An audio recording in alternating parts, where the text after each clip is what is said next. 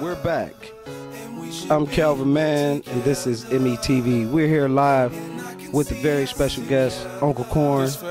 Could you tell us, we always go around Uncle Corn and ask specific people different types of questions just to get a world of different perspective on life. And so we're here asking you, why is it that we as a people find it hard to unify? Well, I think that first of all, that's a very big question, very broad question.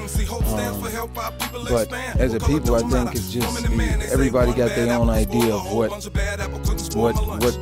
good things are in life, what integrity is, what proper parenting is.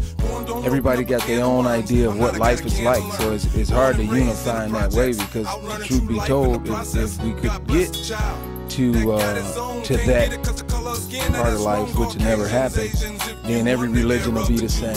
Everybody will praise the same God. Whatever sport is supposed to be the biggest, it'll be the biggest everywhere. I mean, it's just, life ain't like that, you know. So to unify, you can get a group of people to unify out of the whole. And I just, you know, cooperation is the only thing I can talk about when you consider that. You know, can you get a huge number of people to cooperate toward whatever the common goal is, whatever the team goal is, whatever they consider the finish line. And that's why, you know, in small groups you got teams.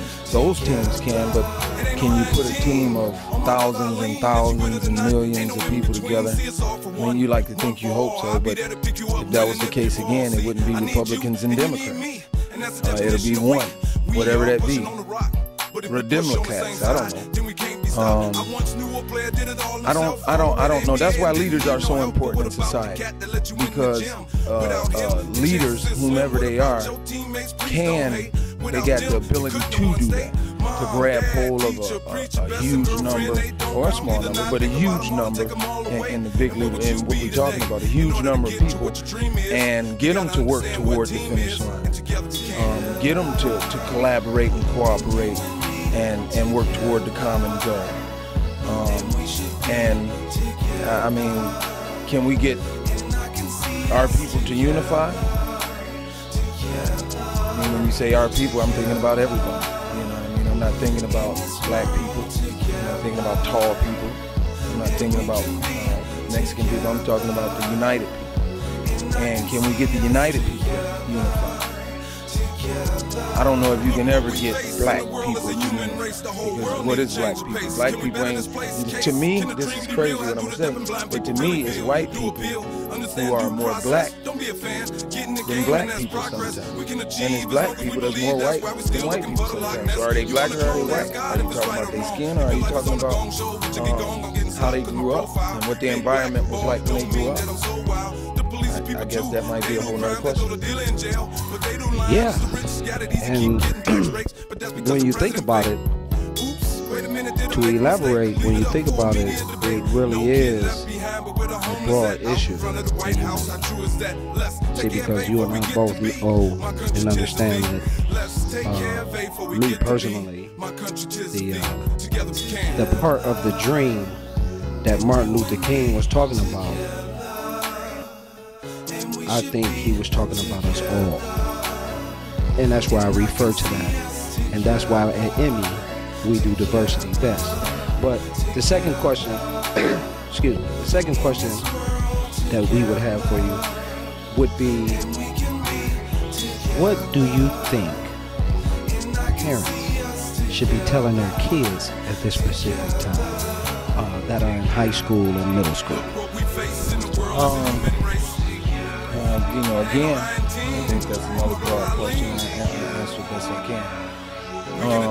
You know, it go right back to what we was talking about. Parenting, telling your kids, well, what if your parents believe in gay rights? You're gonna tell them one thing. If they don't believe in gay rights, you're gonna tell them another thing on that particular issue. You know, people do what people do because they think is right. You know what I mean? That's the only thing that I can think. You know, parents, you know, is it really bad parents out there? Yeah. Do some of them know they're bad parents? Some of them don't even know they're bad parents. So people do, as a parent, I would think people do what they think is right. And in society, it ain't right sometimes. Legally, it ain't right sometimes. What would you tell a kid? The only thing I think a parent should be telling a kid is to go out and try to be the best you can be. To not shut doors on,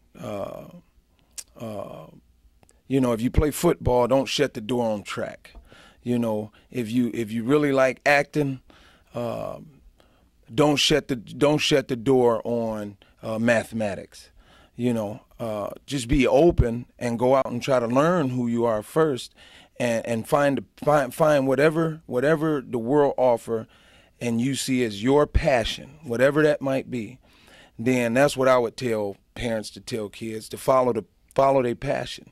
If you got a passion to draw, don't let nobody tell you that drawing is whack.